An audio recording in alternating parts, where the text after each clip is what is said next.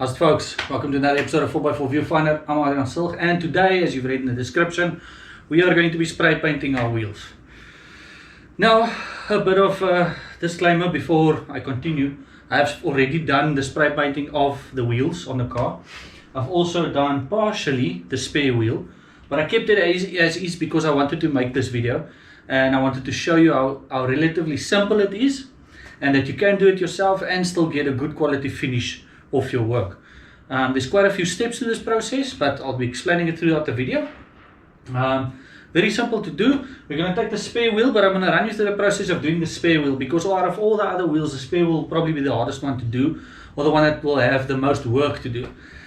Because I don't know how much maintenance you do on your spare wheel. Normally we put it there and we forget about it, and we don't clean it or maintain it or make sure that the dirt and dust that we drive through when we go 4x4ing doesn't go sitting between the rim and the wheel. So I'm going to take you through that process, sorting all that out, and then we'll be ready to do the spray painting. The color I'm doing mine is matte black, but when it's done it'll be like a satin black, so it won't be matte, fully matte. It'll be a bit of a satin black. Now it's matte black, but when we put the clear coat on, that's when it magically transformed it into a satin black. The clear coat on it will also prevent more damage, because like this, if you scuff this, you'll easily get straight through to the bone and you will have it look ugly and full of scratches. So the clear coat will just provide that extra layer of protection. We're putting on 2 layers of clear coat, and we'll be adding another layer on this. But I wanted to have this layer on so that I can show you that the principle doesn't matter if you've had it spray painted before or you're doing it the first time. It doesn't matter, the process stays the same to do the job. So yeah, without further ado, let's start cleaning this bad boy.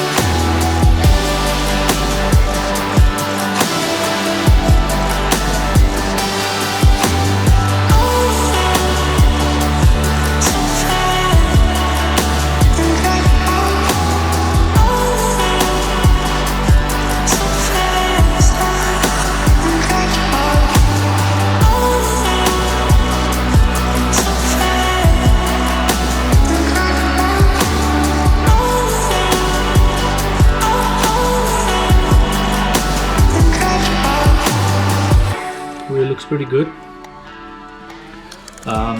So only thing you'll be doing if you take your wheel off and you've still got your original color is you'll be taking the some alcohol wipes and just wipe down the entire wheel.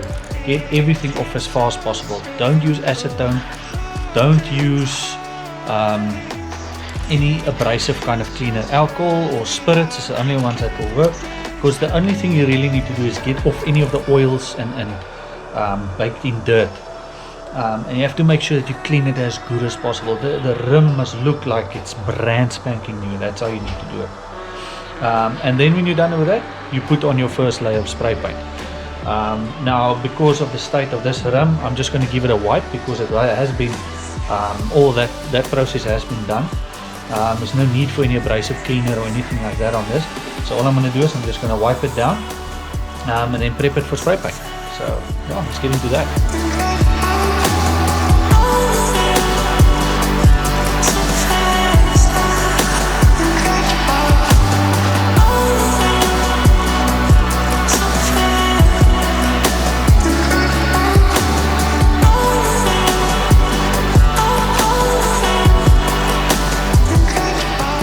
Folks, so here's the party piece. Get yourself a pack of cards, any cards, and what we'll be doing is we'll be shoving them between the rim and the tire. If you do get overspray on the tire, it'll look crap because that part will stay shiny or stay matte, and wherever you drive those marks will be visible. It just doesn't look so lacquer.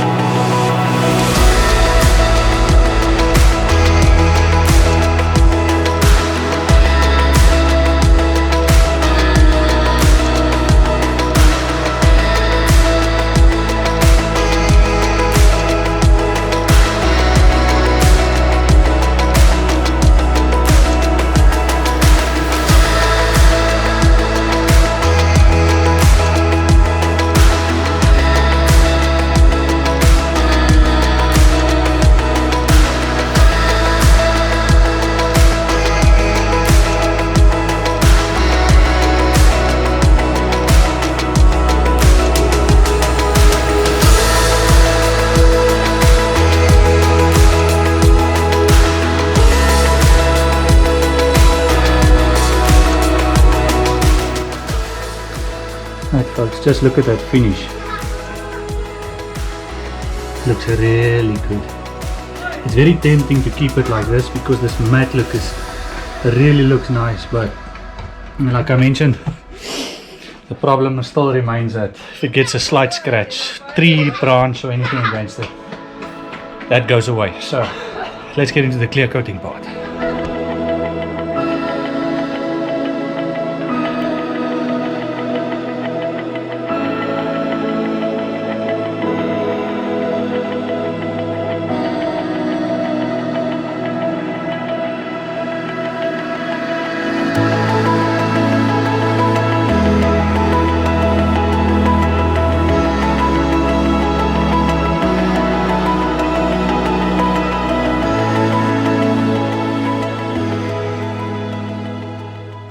Right folks, so there you have it. You can already see that it has a bit of a sheen to it, but it still has that underlying matte finish.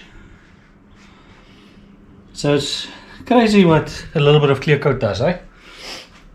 But yeah, this is now obviously my way of doing it and so on, but you are more than welcome to do whatever you please on your vehicle. Change it to pink or green or yellow, it doesn't really matter.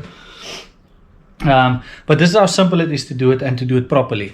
The only thing that catch most people with doing this is the fact that it takes time. It's not just a go in, spray and finish. You need to really take your time, and also practice on your spare wheel first. If you're not lacquer sure what you want to do, even if your spare wheel is a steely, try it on that first. Give it a layer and see how you do.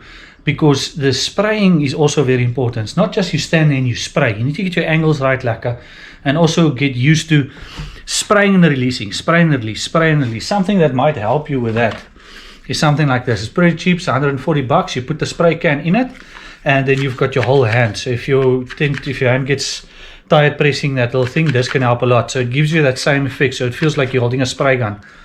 So this can help as well. But I like to feel exactly where I'm spraying and how much I'm spraying, and I'm used to using the spray can to do that.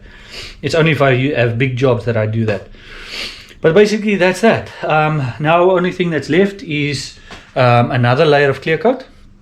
I'm not going to show you that because it's exactly the same what I did now. And then that's that. When it's done, it'll look like this.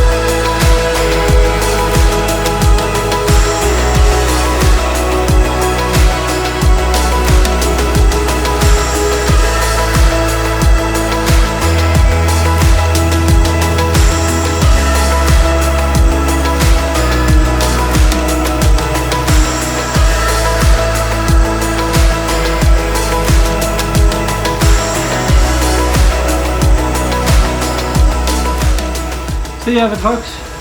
Hope this helps you if you were thinking about doing it. You know, it's really not that hard to do. If you've got any questions or queries, leave it down in the comments below. I'm happy to answer. I answer all my comments, so I'm happy to give you some tips and tricks. But this is basically what you do. If you are in any way uncertain of your skill or your ability to be able to do it and make it come out nicely, practice first. Try spray painting, spray paint a flat sheet of metal and try and spray paint it so it doesn't make the teardrops and all those things. And once you get the hang of the movement and spraying piece by piece and getting the color there without making it look like blotches and all that, then you'll get there. Or maybe watch a video on spray painting with spray cans. That can help you a lot as well. The skill of actually spraying it without making the blotches is actually what this comes down to. And with some good practice beforehand, you should be able to do it. I used 3 of those spray cans on this wheel of the matte black color from Spraymate, and I used 2 clear coats. Your wheels might be simpler, so you might need less, or it might be as complicated as this and you might need the same or more. But that's basically what you're working on. So methylated spirits or rubbing alcohol, that does the job to clean it, and it also doesn't affect the finish of the rim itself. If you do have some damage on there, what you can do is take sanding paper and just sand down the parts that look a bit rough. So if you've got some curb rash on the side here and it looks very rough, take some sanding paper and sand it down lightly. Start with 100 grit and then take it to 400 and then take it to 1000 and get it nice and smooth. Don't overdo it, just get it nice and smooth, and then you can spray paint over that. Remember, the spray paint will bind to the metal. You don't need a primer per se because these things are aluminium. So you can do a primer, but you're going to make multiple layers on that part and it'll look bad. Just putting 2 layers of spray paint over it does the job just as fine. You don't need to go and buy special stuff to make it work. Yeah, and that's my tips for doing the rim. Sorry for all the talking, but yeah, there's a lot of things to convey so that I want you to be able to do this with confidence. Right. But yeah, I'm going to be doing a couple of videos on the car as well. A lot of refurbishing I'm going to do. I'm going to take the bumper off, refurbish the bumper, close up some of the holes for the spotlights, put on proper spotlights, and small things like that. But they'll be coming up in the next couple of months. As you may know, we are pregnant, so there's not a lot of camping and outdoorsy things going to happen. So I'm going to try and confine that to here and make some good content for you guys, some DIY content, and hope that helps you on your journey as well. Anyway, till next time, happy 4x4ing.